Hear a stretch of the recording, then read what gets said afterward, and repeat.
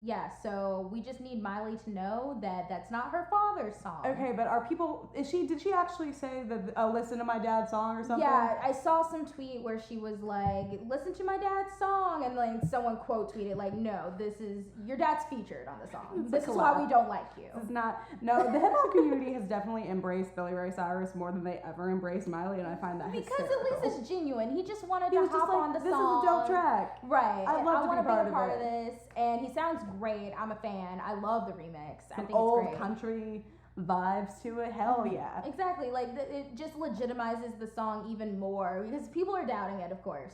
Here's the thing. Black people can't gentrify country because black people invented country. We invented most music. Sorry about it, guys. Music. Let's just like have that be the tagline. Black people invented music. Get over it. Sorry. Cry so about there's no way that black people can appropriate or gentrify country music. Black cowboys have always been a thing. Strange as that sentence may seem, because it seems strange to me too. It is. It's not a picture. Check out Texas, like Beyonce, Solange. They've been talking about it. Like, yeah, Beyonce's remix of Daddy Lessons with the Dixie Chicks also goes hard. So I'm just saying, black people we already know that they can do country better than white people. They've been doing country better than white people. So get over it. That's the end of that. Old Town Road is a bop. It's a bop. Hello. It's lit. We're excited. We got a new little format. Hope it's not too jarring. Right. I'm really digging it though. I gotta get used to like sitting in a stool. But your back's gonna thank you. Yeah. Is it better to sit in stools? It's because it makes you sit more erect. Yeah. Not a good reason to say erect. Never a good reason. Nope. I disagree wholeheartedly. For me. Absolutely not. But yeah, it's gonna make us sit straighter and it just looks better. Don't we look good? We look poppin'. We're poppin' as fuck. Aren't we poppin', Jay? Oh my. I'm gonna bring you into it. Let's take that, I guess, us noticing that we're popping, acknowledgement of how much we are both bad bitches. Hello. And use that to segue right into Lizzo. The baddest right now. The baddest bitch. She's having a moment. Having a moment. 2019 is hers. She took it, she grabbed it. And she fucked it. She can't no one else can have 2019. She's killing it now. She's killing the fucking game. And if you haven't heard about her, I got nothing to say to you. Get it together. I don't think you should be watching this. I don't think this content is for you. Stop it right now. Go watch a Lizzo music video. Go watch Juice. Get it. Start with Juice. Start with Tempo. Work backwards. Wait, is Tempo out? Tempo is a music video? Oh, music video? I don't know, but at least a video for is just hear it. Just get on Spotify, type in Lizzo, Lizzo. She's so good, and we got to see her live, y'all. She's fantastic live. She is such a great example of a carefree black fat woman. No, fat, not thick, not curvy. She is fat. She's fat, and that's fine, and it's not a bad fucking word. It's not. And she means so much to me as a big woman. I know that she means so much to you as a black woman. Even as a big black woman, because we talked about this before. My mother is not a small woman, and I had to watch her go through the struggles of just trying to find clothes and struggling with her weight. Personally, I haven't gone through it, but I have watched my family, my mother in particular, go through it. She talked about it in her interview with Jamila Jamil. Mm-hmm. If I believe that's how you pronounce it. Jamil. Something like that. That sounds right, yeah. She went into she was in a room full of white women, and they were talking about how spaces in a general sense are not built for them. Mm-hmm. And I'm just and she had this revelation of I'm black, fat, and left-handed. Nothing is built for me. And that's the thing. The world is not built for big women. It's not built for fat women, thick, curvy, whatever the fuck you want to call it. Yeah. It's not. Mm-hmm. It's not things are objectively harder for big women, for black women, for women in general. But when you narrow it down, we are all marginalized in completely different ways. Clothes shopping is my personal hell, and I'm not even really that big, I guess. But society makes you feel you're the biggest person in the world. so much self-hatred instilled in me because like I've always been taught and like made to feel like I need to look different. And that's bullshit. It's crap that I have to go through life feeling that way just because of my size. And like I constantly feel like I'm never going to be worthy of anything good in life or love or what have you because of my size. Unless I change everything about me overnight, I will never be good enough. And seeing people like Lizzo lead Ashley this conversation, Graham, who is like a bigger model, a curve model, if you will. Like just having examples that curvy women can be chic, they can be stylish, they can pull off anything that they want to pull off.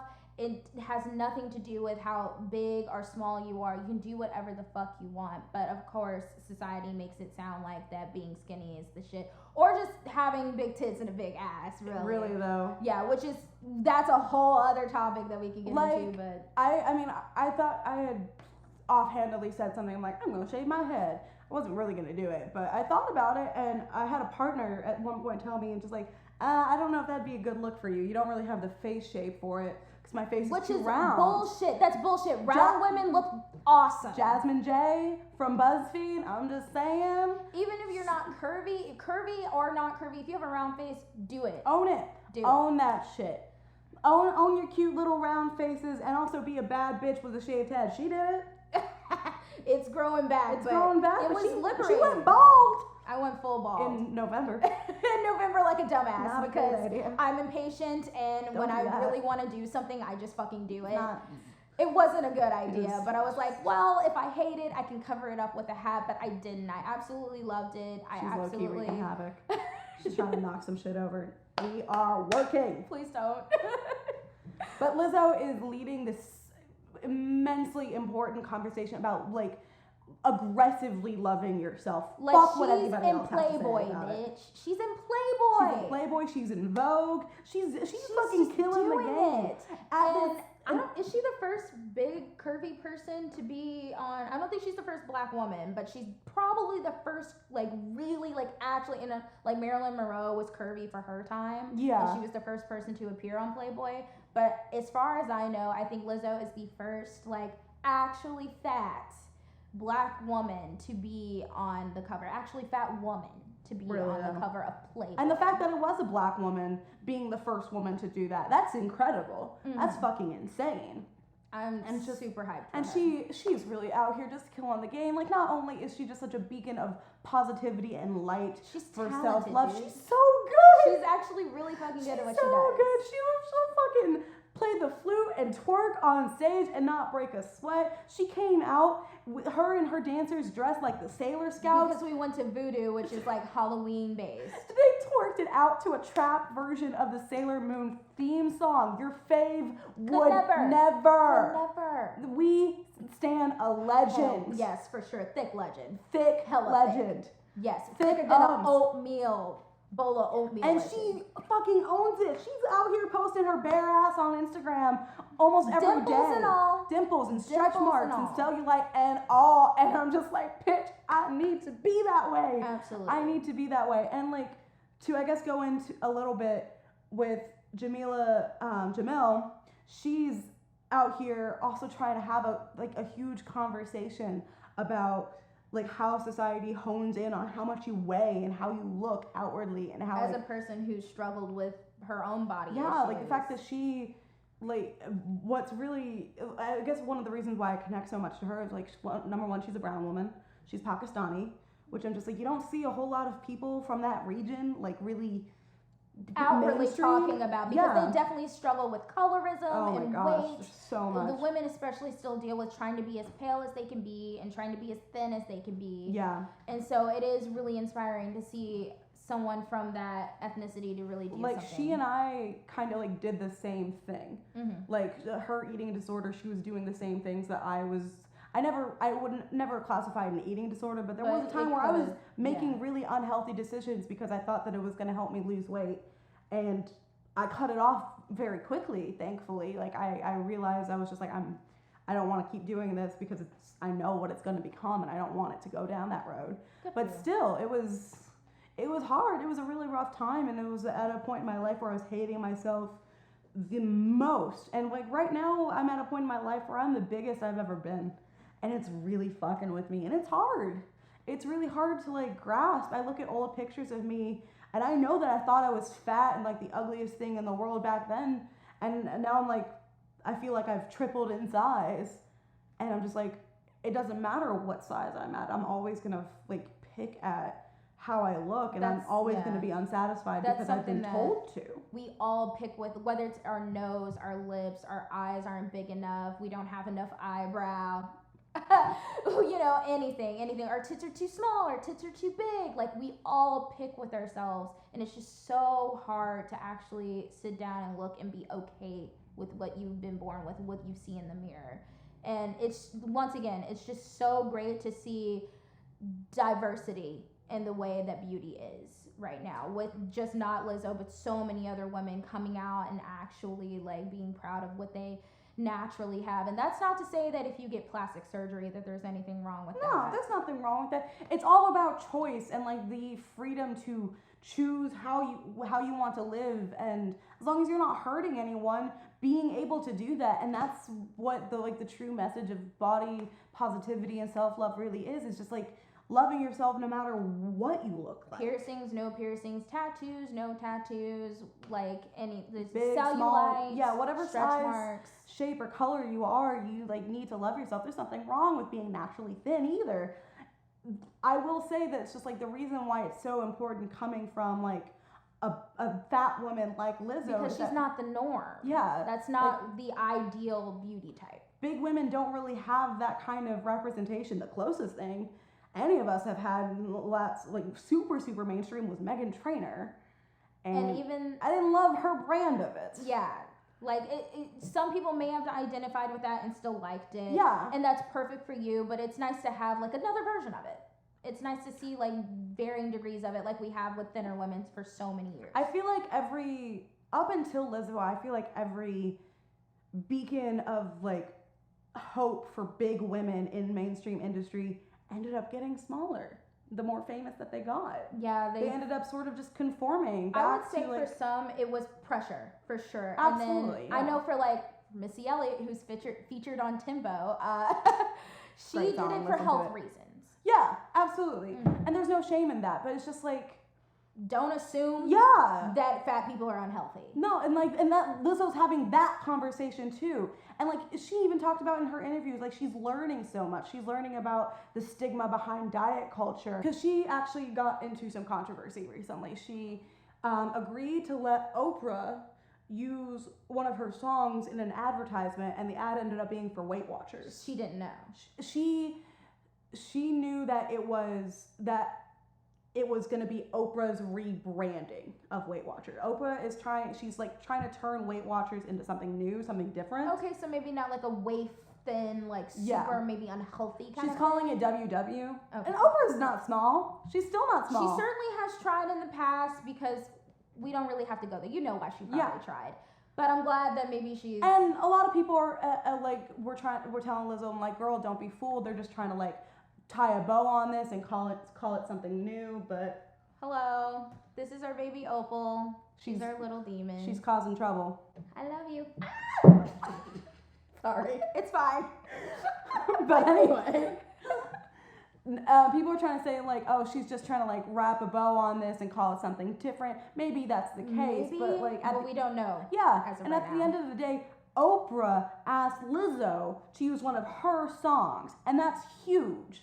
Like, Lizzo's definitely an up-and-coming act right now. She's not huge yet. She's been around for years. So she's been doing this for a minute. She's really been killing the game coming lately. Into her own this year, and I'm super proud of her. It's so good. And I don't blame her if maybe she did know about it and she just took the money. She said that it was like one of the the fastest agreement she's ever had. Like, normally it's email after email before things happen, but like this, it was like a sentence and then it was done. Right. With Oprah, it can go like that, I'm sure. And as I think you were trying to say, like, regardless, like the fact that Oprah is asking a fat woman for her music to represent what is going to be some sort of weight loss thing, even though it might be a healthier version of it. Yeah, I'm hoping. Like, normally they wouldn't even ask, you know, because she's fat. Yeah. They were like, we don't want her if some people find out that that's her song. And Lizzo's not like redefining her narrative. And I feel like that's what a lot of people were scared about. It's just like that, like, people said that like she was letting them down or whatever. She's not redefining her narrative. She is still all about the self-love, body positivity, and being healthy. And I feel like we all just need to really like remember that like her mission is still the same, and she is still a fat, beautiful black woman who doesn't give a fuck what anybody has to say. I'm not sure if this is the same interview with Jamil, but like, is it? Did you hear her say something about like? I mean, because we all have to learn to get through this, you know, like I said, we all struggle with our own body issues and stuff, and it can take so many years to finally get over that and finally learn to love yourself. And she had to learn that too. Yeah.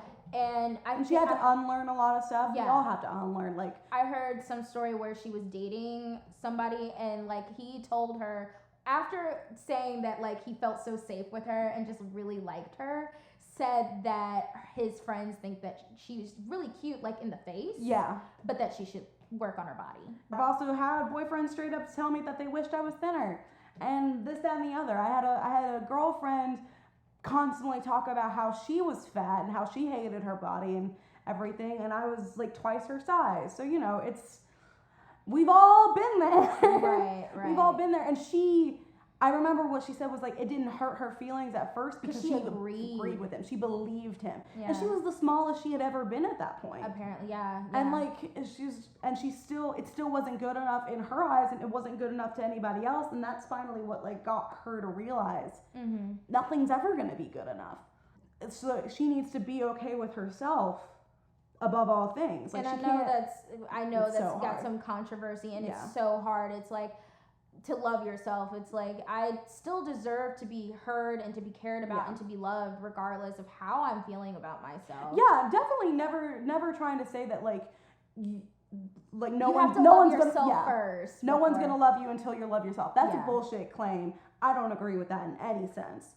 Like, if you're struggling, you still deserve to be loved, and like the right person or people or whatever are gonna help you show you the way. They're gonna power through with you. I'm not saying people can fix you, but the right person's not gonna run away at the sign of struggle. So like, that's not what we're trying to say, but just like the ultimate goal is to find peace with yourself, no matter what you look like no matter what, you need to find inner peace. Because at the end of the day, all you do really have is yourself. People aren't meant to take care of you. It's definitely great if they help, but they aren't meant to, because everyone struggles with their own things. And we're out here preaching to the choir. I mean, we deal with this shit every day. Right. Like, I'm at a point where, like, loving myself is one of the hardest things that I have to do every day. But it's something that I'm trying to do. It's something that we're both really heavily working on, and that's a process. It's not something you learn overnight at all. Yeah. It can, like I said, it can take years. But as long as you continuously work at it, and try your best, because it's all you really can do at the end of the day. And it's a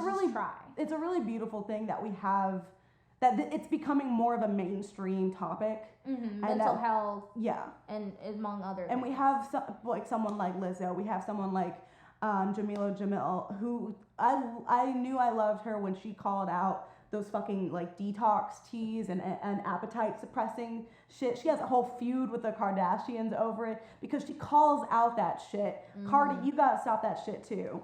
Has she done that? Cardi promotes skinny tea. She does, but has she a lot? I don't know if she has recently, but she's gotten some shit for it, and it's warranted. That shit is unhealthy. It's not. And it's perpetuating a toxic culture of telling young girls to starve themselves. It's suppressing hunger. It's just making you not eat. It's making you not eat, and the detox teas are more often than not laxatives. And so you're just not ingesting laxatives and you're just shitting. Horrific, right? Yeah, it's awful. I laugh, but yeah, it's not fucking. No, it's not. Terrible. It's not good, and it's so harmful to young, like, impressionable people, and it's not something that we need to be okay with. We're not fucking dietitians, but that's not it. No, it's not it. Not it, Chief. Don't fucking do that shit. Don't do it. But people like Lizzo and Jamila, like, having that conversation, and there being a show like Shrill out with Aidy Bryant, which I haven't seen yet. Please watch it. But apparently it's amazing, and I love Aidy Bryant so much.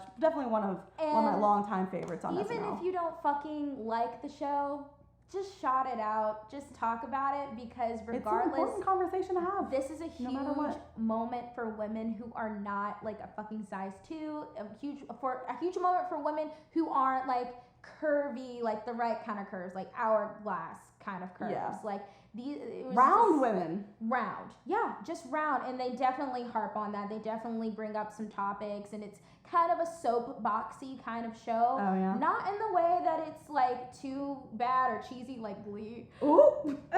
Calling that out again. But in a way that it wants you to get the point. It wants you to hear what fat women have to say. And I loved it for that alone, as well as I love the music in it. I think the acting was fantastic. There are some moments that were maybe a little soapboxy, like I like to say, a little preachy, yeah. But I was still here for it. I liked the dynamic of the friends. I loved the character development. I can tell it's really gonna go somewhere if they continue to go with it. That's sure. Awesome. I love that so much. Yeah. I need to watch it. I can't wait to. You need to watch The Good Place, because it's got this ethereal beauty, Jamel, and it's also just really funny. Yeah, really I liked it. What I have seen, I did like it. So I'll get into it, but we know how I am about watching shows. I'm pretty bad too. But yeah, Shrill, check it out. It's really good. It's got Aidy Bryant from SNL. Most people are a fan of her. Like, I know you love her. She's been on the show forever. Hilarious. So yeah, you better love her. She's honestly a great actress. She's one of their best. The perfect role to do this, because her character is kind of awkward a little bit. It definitely has that Portlandia feel. It's not all the way fucking like out there. It's easily digestible for most people. Yeah. But it still has that element of quirkiness to it, and I really, really like that. Kit Harington did SNL. He looks weird without facial hair. Kind of looks like a flaccid penis. I don't like it. Well, he has great legs. I'll say that. He has great legs. The legs were looking nice. His wife also doesn't like it. His wife straight up like. She's like, when are you growing it back? When I hear a lot of Taylor Swift, and I don't love that.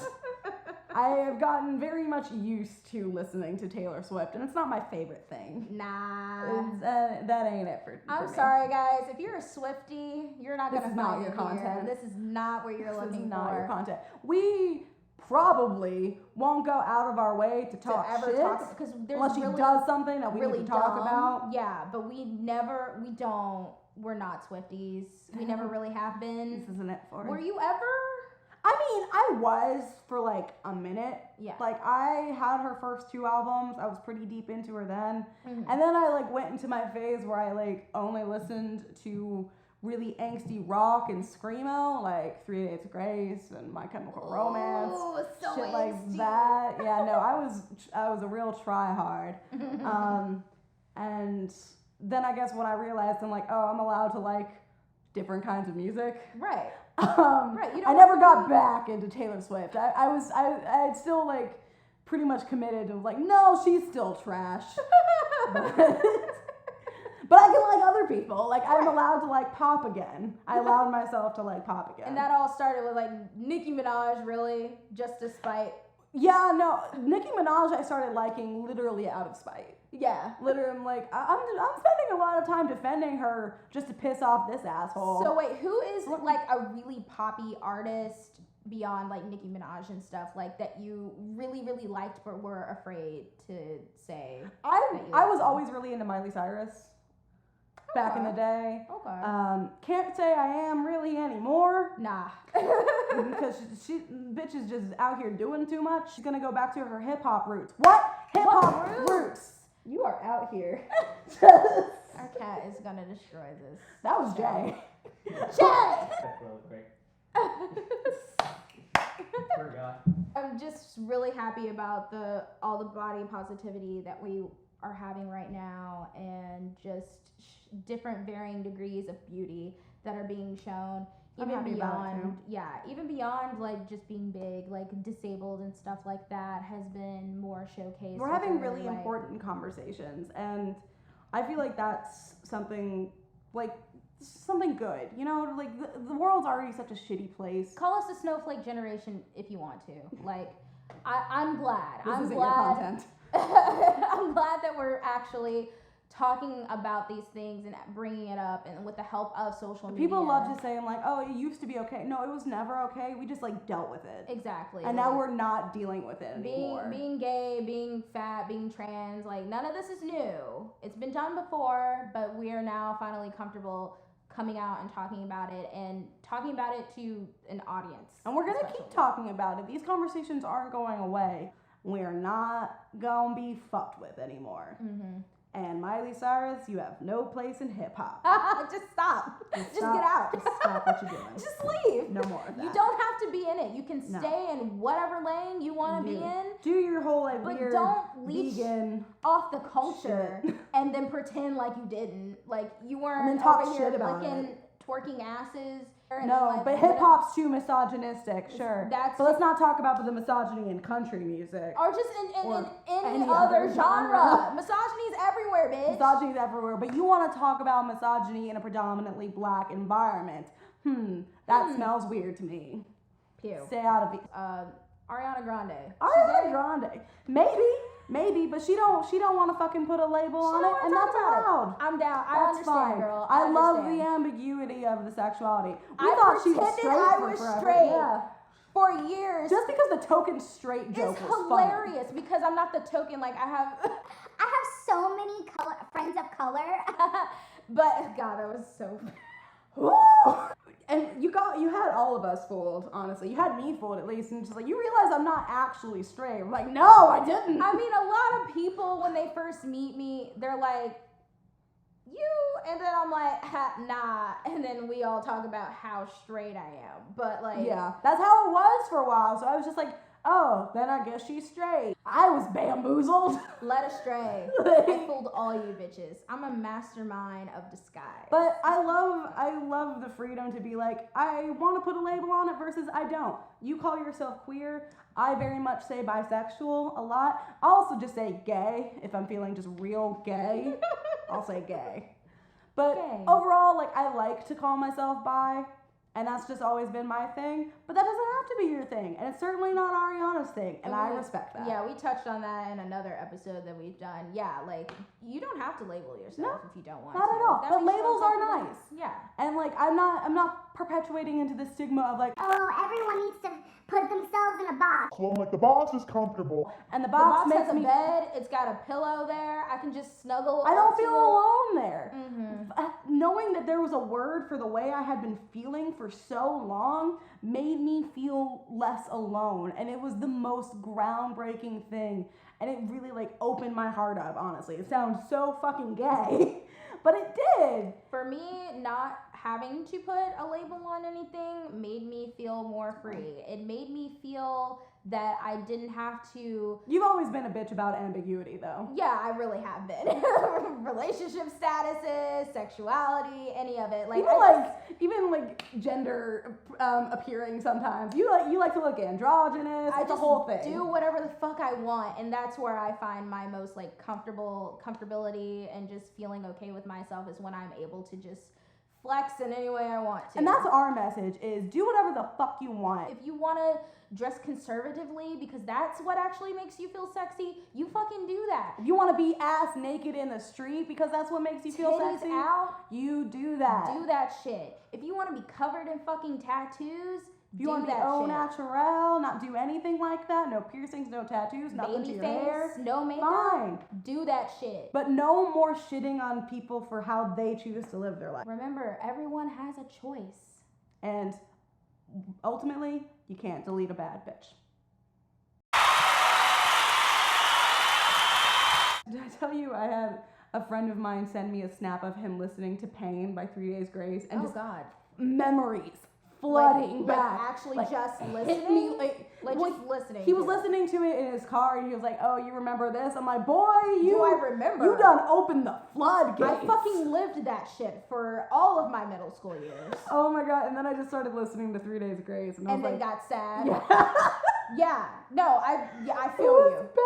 My playlist, that's my lame playlist. That's all that shit is. It's just 3 Day Grace and fucking My Chemical Romance. You have a lot of Limp Bizkit though. I have a dash of Limp Bizkit. That was never me. I have a dash of Limp Bizkit. Am I ashamed? Hell yes. Limp Bizkit is not. It's not it, before I knew anything about Limp Bizkit for real, I just liked the songs, like 2. I can name 2. Just 2. I'm not out here like, fuck yeah, Limp Bizkit or anything. At least you never listened to Insane Clown Posse, did you? I have. Oh, what? Before, once wow, again. I'm learning something new! Surprise. Before I knew anything about them, but I wasn't in love with it. I was just that's good. I think the weirdest thing I ever like tried to get into was Hollywood Undead, and I couldn't do it. Dog!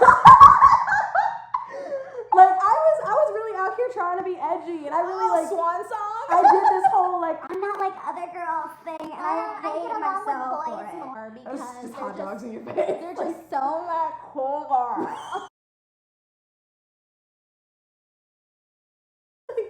Like, love you too, babe. We'll That's see. me, though. That's a mood right there. Oh Hello. my god. Everything's falling apart.